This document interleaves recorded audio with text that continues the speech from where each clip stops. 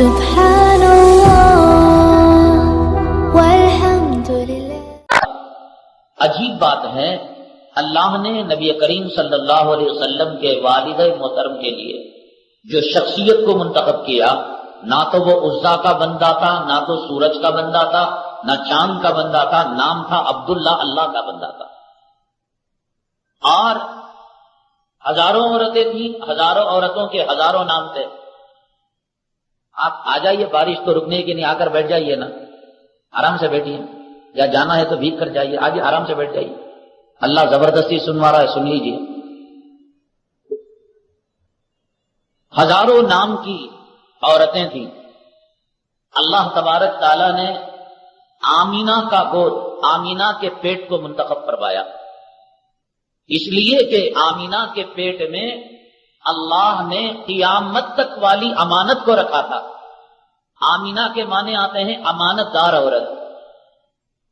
والد کا نام تھا عبداللہ، وہ بھی عجیب و غریب، کہیں عرب میں اس نام کا رواج نہیں، لوگ بتوں کی طرف منسوب کر کر بت کا بدلہ کہتے تھے، اور ہزاروں نام تھی، شیما نام تھا، کیا کیا نام تھا، لیکن اللہ نے آمینہ نام منتخب فرمایا اس لیے کہ ان کے کوکھ میں قیامت تک کی امانت، اور پھر اس امانت کی امانت قرآن کو محفوظ کرنا تھا۔ حضرت آمینہ فرماتی ہیں، اللہ کے حبیب پاک صلی اللہ علیہ وسلم جب سے ہمارے عمل میں آئے، کئی بچے ان سے پیدا ہوئے، لیکن فرماتے ہیں کہ بالکل کوئی بوجھ نہیں، کوئی درد نہیں، الٹا عجیب عجیب قسم کی بشارتیں، عجیب عجیب قسم کے خواب، عمدہ عمدہ قسم کے خواب نظر آتے تھے، اور روزانہ گھر میں ایک قسم کی مہک آتی تھی، ایک قسم کی خوشبو آتی تھی۔ حضرت آمینہ فرماتی ہیں کہ سمجھ میں ہی نہیں آتا یہ خوشبو کہاں سے آ رہی ہے اور یہ مہک کہاں سے آ رہی ہے، اور حمل کا بوجھ بالکل محسوس نہیں ہوتا۔ اللہ نے باپ بھی عجوبہ چنا، ماں بھی عجوبہ چنا، نام عبداللہ اور نام بی بی آمینہ، اور حمل کے اندر ایسی ایسی کرامتیں۔ اللہ اگر چاہتا، اس وقت روم اور فارس دنیا کے دو سپر پاور طاقتیں تھیں، جیسے کہ کبھی رشیا اور امریکہ تھیں، اب نہ امریکہ ہے نہ رشیا ہے۔ اللہ تبارک تعالیٰ کا قہر ٹوٹ رہا ہے، اللہ کا عذاب ٹوٹ رہا ہے، اور انشاءاللہ بہت جلد صفحہ ہستی سے رشیا کا غرور جیسے مٹا ہے، اللہ اس کا بھی مٹا دے گا۔ یہ کہ ان کے پاس چونکہ میڈیا ہے، اپنی تباہی اور اپنی بربادی کو یہ عیانی کر دے۔ ان کے یہاں کتنی بھوک مری ہے، ان کے یہاں کتنا قتل عام ہے، ان کے یہاں کتنا زنا بالجبر ہے، کتوں میں، سوروں میں اور جنگل کے درندوں کے اندر وہ چیز نہیں ہے جو یہودیوں کے اندر، نصارہ کے اندر ہے۔ کیوں نہیں ہوگی؟ اللہ نے کلام پاک میں فرمایا، ضربت علیہم الذلۃ والمسکنۃ وباءوا بغضب من اللہ، اللہ کی ہمیشہ کی ان پر لعنت اور پھٹکار ہے۔ خدا جس قوم پر لعنت اور پھٹکار برسائے، وہ قوم سائنس اور ٹیکنالوجی کے ذریعے سے سر نہیں اٹھا سکتی۔ وقتی طور پر کچھ روب آ سکتا ہے، کچھ دبدبا آ سکتا ہے، اللہ کی ذلت، اللہ کی لعنت، اللہ کی پھٹکار اس پر ہمیشہ پڑنی ہے، پڑھ کر رہے گی۔ روایت میں آیا ہے، ایک وقت وہ آئے گا کہ مسلمان ان پر اتنا قابو پائیں گے، اتنا قابو پائیں گے، ایک ایک یہودی کو، ایک ایک نصارہ کو، ایک ایک عیسائی کتے کو چن چن کر دنیا سے ختم کریں گے، جہاد عام ہو جائے گا۔ تو کچھ یہودی، کچھ نصارہ، کچھ عیسائی اہل کتاب کسی پتھر کے پاس جا کر پناہ لیں گے۔ روایت میں جناب محمد رسول اللہ صلی اللہ علیہ وسلم نے امت محمدیہ کو خوشخبری سنائی، اللہ اس پتھر کو زبان دے دیں گے، وہ کہے گا، اے کلمہ پڑھنے والے نبی کے غلام اور محمد صلی اللہ علیہ وسلم کے امتی، میرے پیچھے یہودی چھپا ہے، اس کو بھی مار دے۔ بڑا برا وقت آنے والا ہے۔ حدیث کے اندر جو چیزیں فرمائی گئی، ایک ایک چیز پوری ہو رہی ہے۔ انشاءاللہ یہ وقت بھی آئے گا، تباہی آئے گی، بربادی آئے گی، اور جب تباہی اور بربادی آتی ہے، نہ سائنس بچا سکتی ہے، نہ ٹیکنالوجی بچا سکتی ہے۔ تو اس زمانے میں روم اور فارس دو سپر پاور طاقتیں تھیں، اور ان کا لوہا پوری دنیا کے اندر مانا جاتا تھا۔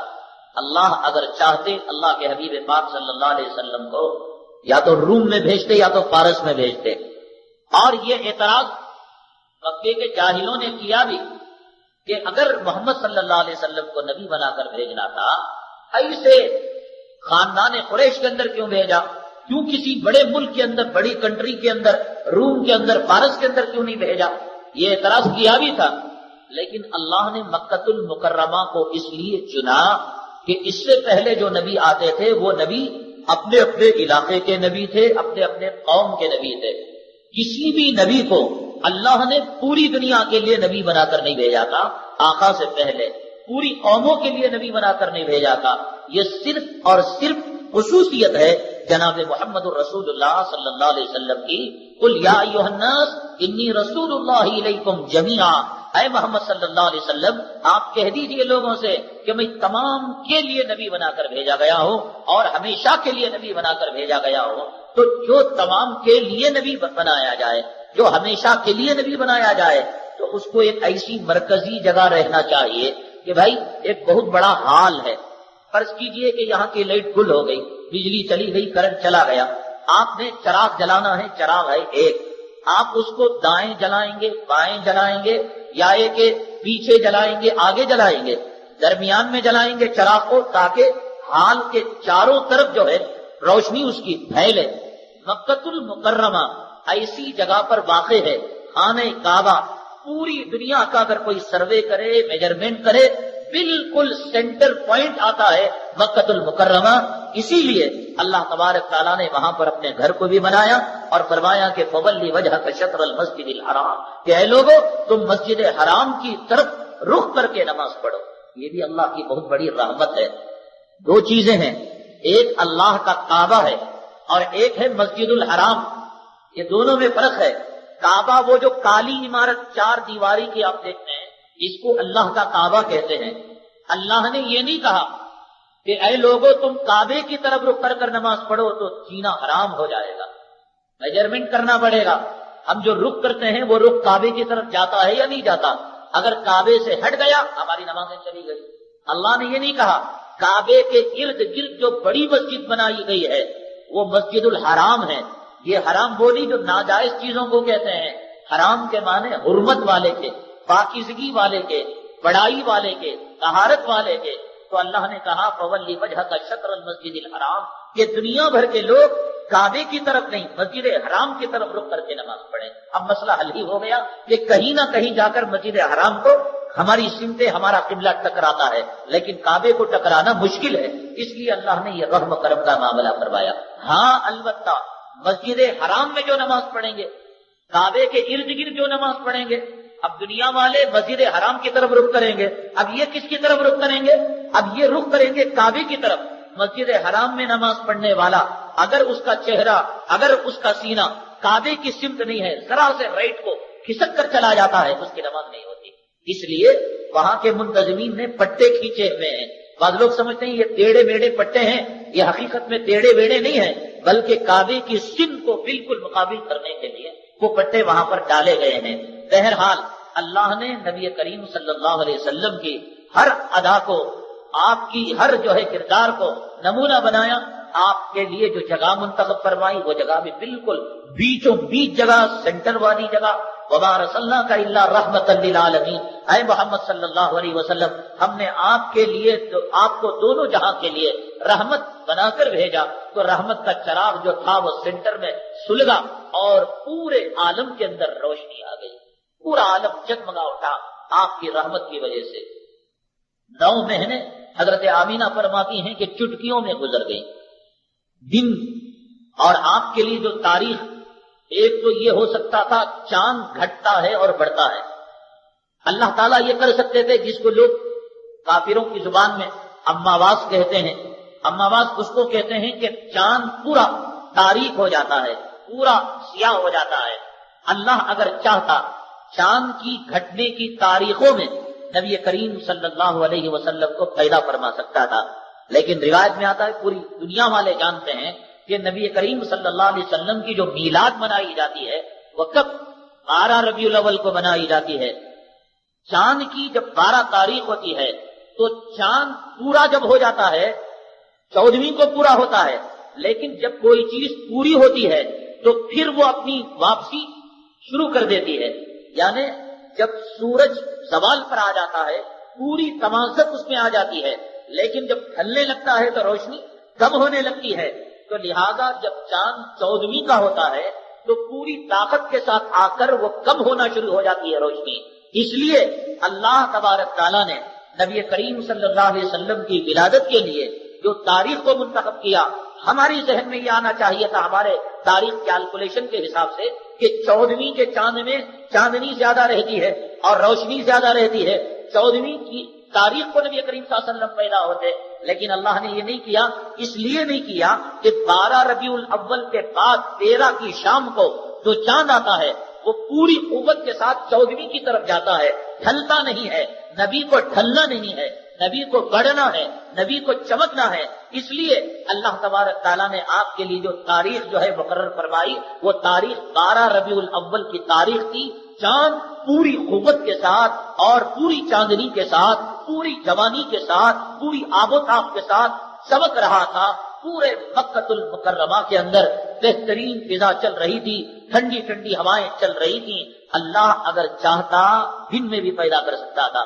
اللہ اگر چاہتا 12 بجے 2:30 بجے پیدا کر سکتا تھا. وقت کو جو منتخب فرمایا وہ وقت بھی وہ تھا کہ چاند اپنی پوری آب و تاب کے ساتھ تھا اور سورج نکلا ہوا نہیں تھا.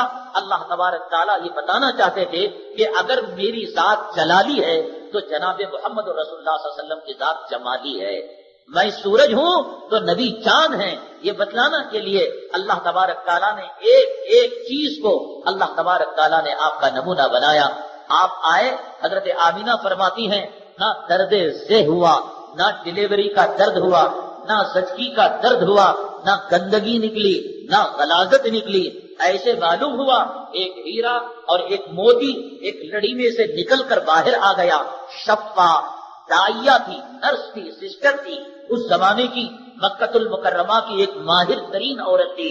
وہ فرماتی ہیں کہ جب نبی کریم صلی اللہ علیہ وسلم پیدا ہوئے فوراً میں نے سفید کپڑے میں اسے ڈھک لیا اور جیسے ہی ڈھکا یہ عجیب و غریب قسم کا بچہ تھا. اپنی زبان سے کہنے لگا رحیمہ کی ربی کی، اے شفا تیرا رب تیرے ساتھ رحم و کرم کا معاملہ فرما. توحید-سنت.com پیدا ہونے کے بعد گود میں آنے کے بعد رحم کی دعا فرمائی، کرم کی دعا فرمائی اللہ کے حبیب پاک صلی اللہ علیہ وسلم نے. پھر فرماتی ہیں حضرت شفا اس زمانے کی دائیا ہوتی تھی، نہ تو کوئی نرسنگ ہوم ہوتی تھی اور نہ تو کوئی جو ہے بڑے بڑے ہاسپٹل ہوتے تھے. 10-15 روپے کے اندر علاج معالجہ ہو جاتا تھا. آج کے جو 10-15 اس زمانے کے اور بھی کم ہوا کرتے تھے. اللہ کے حبیب پاک صلی اللہ علیہ وسلم کو کمرے میں لپٹا گیا. فرماتی ہیں کہ اچانک ایک روشنی نمودار ہوئی. ایسی روشنی نمودار ہوئی کہ میں نے روم کے فارس کے بڑے بڑے قلعوں کو میں نے دیکھا، بڑے بڑے محلات کو میں نے دیکھا، بڑی بڑی عمارتوں کو میں نے دیکھا. قریب تھا کہ میں اس روشنی میں آخرت کے مناظر کو دیکھنے لگتی. میں ادھر دیکھتی حد نگاہ تک، مشرق تک، مغرب تک، آگے شمال تک، پیچھے جنوب تک. ایسی روشنی کہ ہر چیز مجھے عیا ہونے لگی اور خوشبو اور عطر کی فضا مہکنے لگی. لیکن اللہ تبارک تعالیٰ کو بتانا تھا نبی کریم صلی اللہ علیہ وسلم کے بارے میں، اس لیے کچھ جھلک تو دے دی. آپ پر فوراً بے ہوشی طاری ہوئی. فرماتی ہیں حضرت شفا میری آنکھیں بند ہونے لگی اور میں گرنے لگی. اپنے آپ کو سنبھال کر بچے کو نیچے رکھ کر میں گر گئی. کچھ دیر کے بعد مجھے ہوش آیا اور ہوش آنے کے بعد میں نے جناب محمد رسول اللہ صلی اللہ علیہ وسلم کو بیوی آمینہ کے گود میں رکھا. عبد المطلب آپ کے دادا تھے. آپ کو اطلاع دی گئی. عبد المطلب آئے. اس وقت تک پورے عرب میں اور عرب کی پوری تاریخ میں کسی کا نام محمد نہیں رکھا تھا. اللہ تبارک تعالیٰ نے حضرت عبد المطلب کے دل کے اندر یہ بات ڈالی کہ آپ جو ہے اپنے پوترے کا نام محمد رکھیں. محمد کے معنی آتے ہیں قابل تعریف کے.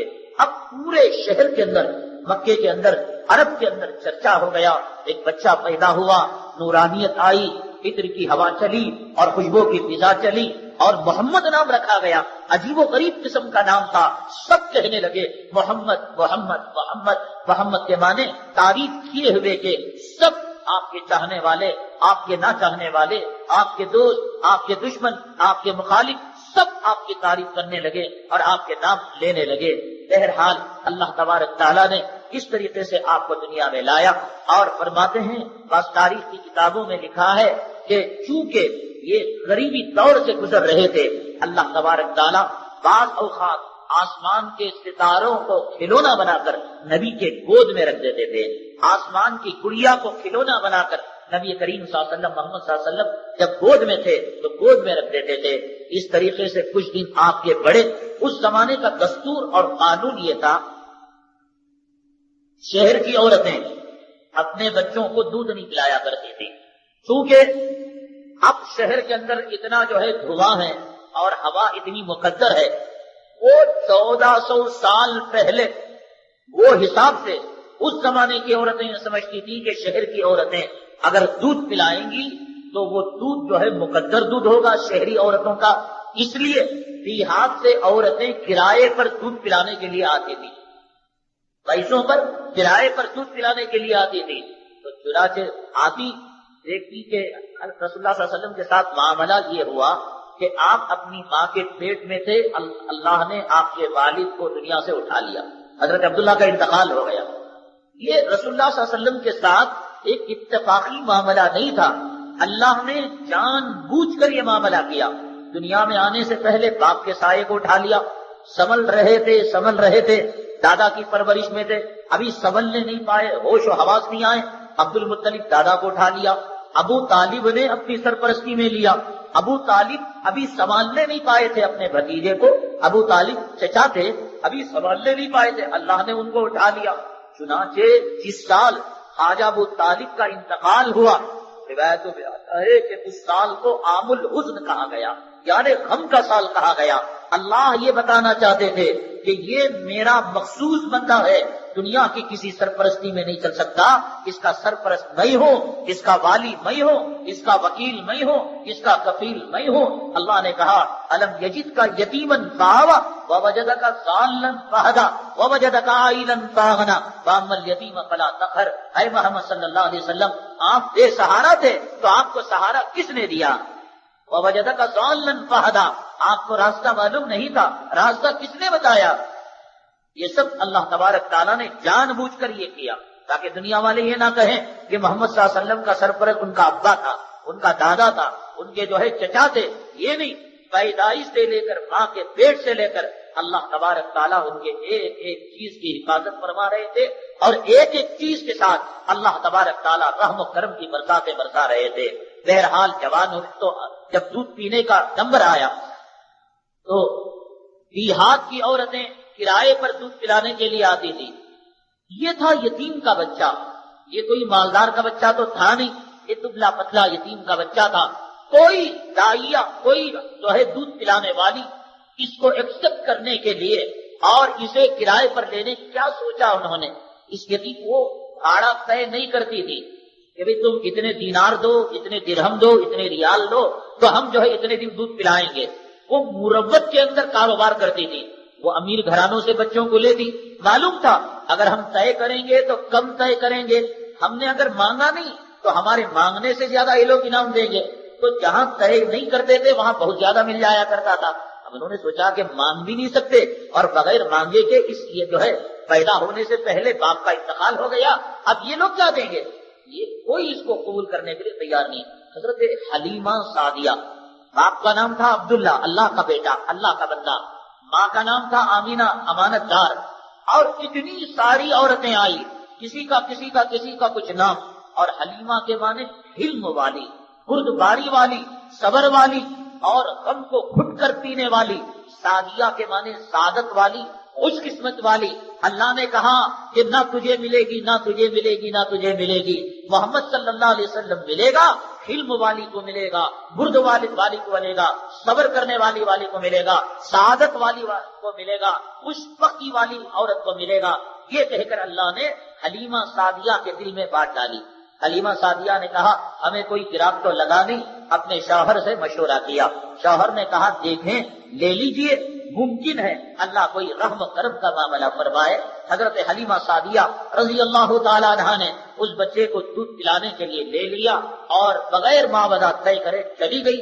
فرماتی ہیں بڑا عجیب و غریب قسم کا بچہ تھا. ہم اونٹنی پر آئے, چونکہ ہم غریب تھے, ہماری اونٹنی دبلی پتلی تھی. محمد صلی اللہ علیہ وسلم بچے کو لے کر جیسے ہی اونٹنی پر میں بیٹھی, اونٹنی پروا ہو گئی, اس کے تھن موٹے ہو گئے, اس کی طاقت بڑھ گئی. اب تمام اونٹنیوں کو اس نے پیچھے چھوڑ دیا اور یہ اونٹنی آگے آگے ہو گئی. گھر فخر و فاقہ تھا, کم دستی تھی, اور جو بکریاں تھی دودھ نہیں دے رہی تھی, بچے نہیں پیدا ہو رہے تھے, اور کھیتیاں سوکھ چکی تھی. حضرت حلیمہ سعدیہ رضی اللہ تعالیٰ عنہ فرماتی ہیں کہ بار بار میں اپنے شوہر کا شکریہ ادا کرتی تھی کہ تم نے واقعتاً صحیح مشورہ دیا کہ اللہ جانے کس بچے کو گھر میں لے کر آئے. اب ساری بکریاں دودھ دینے لگی ہیں, پروا ہو گئی ہیں, موٹی ہو گئی ہیں, اور کھیتوں کے اندر سب شادابی آ چکی ہے, اور گھر کے اندر خیر و برکت آ چکی ہے. چنانچہ ایک وقت تو وہ تھا کہ دودھ چھڑانے کا نمبر آتا تھا اور دودھ چھڑانا پڑتا تھا. حضرت حلیمہ سعدیہ اور آپ کی جو بیٹی تھی شیما, نبی کریم صلی اللہ علیہ وسلم کی رضائی بہن, آپ کو گود میں اچھالتی, آپ کے ساتھ کھیلتی, آپ کے لیے دعائیں دیتی. اتنا دل لگ چکا تھا, اتنا دل لگ چکا تھا کہ رحم و کرم کے معاملے کو, اللہ کی رحمتوں کے نزول کو, اللہ کی برکتوں کے نزول کو انہوں نے ڈائریکٹ ٹیلی کاسٹ میں دیکھا تھا, آنکھوں سے دیکھا تھا. دینے کا نمبر ہی نہیں تھا. وہاں بی بی آمینہ کی طرف سے بار بار طلب ہو رہا تھا, تقاضا ہو رہا تھا. اب کرتی کیا نہ کرتی, انہوں نے آخر کار مجبور ہو کر بڑے غم کے ساتھ اور بڑے دکھ کے ساتھ اللہ کے حبیب پاک صلی اللہ علیہ وسلم کو حضرت بی بی آمینہ کے حوالے کر دیا. حضرت آمینہ لینے کے بعد دودھ کی مدت ختم ہو چکی تھی, چلنے پھرنے کے لائق تھے. اللہ کے نبی صلی اللہ علیہ وسلم کا بچپنا بھی بڑا عجیب و غریب قسم کا گزرا. آپ پرندوں میں کھیلا کرتے تھے, یعنی جو پرندے لوگ بند کر کے رکھتے تھے وہ کھیل ایسا تھا کہ آپ ان پرندوں کو کھول کر ہوا کے اندر اڑا دیتے تھے, دنیا والوں کو یہ پیغام دینے کے لیے کہ میں شرک اور بت پرستی کے غلامی کے توق کو نکالنے کے لیے آیا ہوں, تم تمام کو بندوں کی بندگی سے آزاد کرانے کے لیے میں آیا ہوں. یہ بتانے کے لیے نبی کریم صلی اللہ علیہ وسلم کا کھیل بھی عجیب و غریب قسم کا ہوتا تھا. کبھی بچوں کے ساتھ بھاگنے کا کھیلتے تھے, کبھی آپ پرندوں کو ہوا میں فضا میں اڑانے کا کھیلتے تھے. ایک صحابی فرماتے ہیں اللہ کے حبیب پاک صلی اللہ علیہ وسلم جب حضرت آمینہ دائی حلیمیہ کے پاس سے واپس آئے آپ, تو آپ کو مدینہ منورہ لے کر چلی گئی تاکہ وہاں کے لوگوں کو بتائے. پھر واپسی میں مقام ابوا میں نبی کریم صلی اللہ علیہ وسلم کی والدہ ماجدہ کا بھی انتقال ہو گیا. والد کا پہلے ہی انتقال ہو چکا تھا, اب جو ہے والدہ صاحبہ کا بھی انتقال ہو گیا. ایک صحابی فرماتے ہیں اللہ کے حبیب پاک صلی اللہ علیہ وسلم کے ساتھ ایک سفر میں تھا, مقام ابوا میں آپ آئے اور اپنے والد کے قبر کے پاس آئے, آپ روئے, آپ گڑ گڑائے. ایک ایک چیز کو آپ نے بیان فرمایا, میری اماں کس جگہ سے مجھے لے جا رہی تھی, میرا بچپنا ایسا تھا, میں ایسے کھیل رہا تھا, میں یہاں پر دوڑ رہا تھا, میں یہاں پہاڑ پر چڑھ رہا تھا.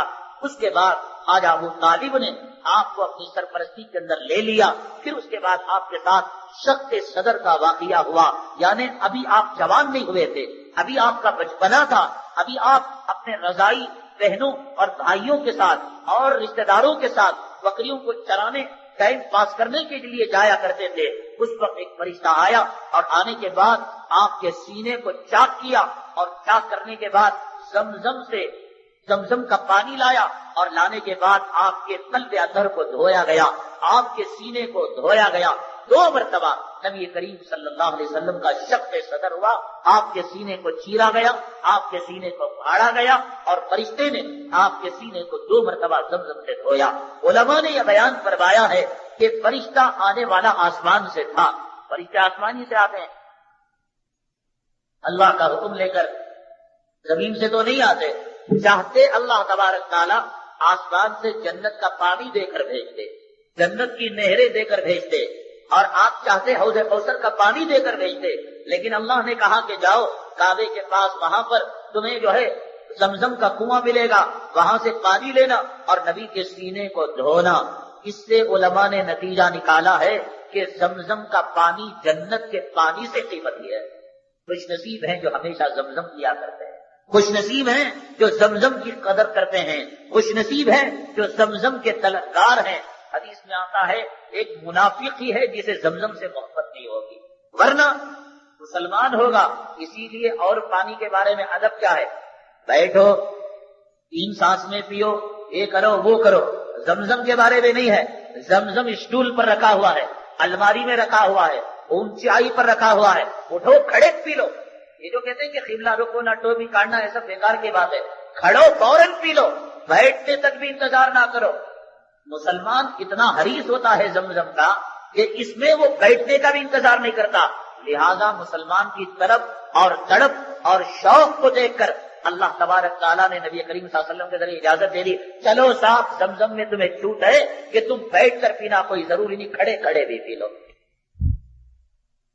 تبارک تعالیٰ ہمیں زمزم میں نہاوے, اللہ تبارک تعالیٰ ہمیں جو ہے سیراب فرمائے, اللہ تعالیٰ بار بار اسے دیکھنے اور چھونے کی ہمیں سعادت نصیب فرمائے.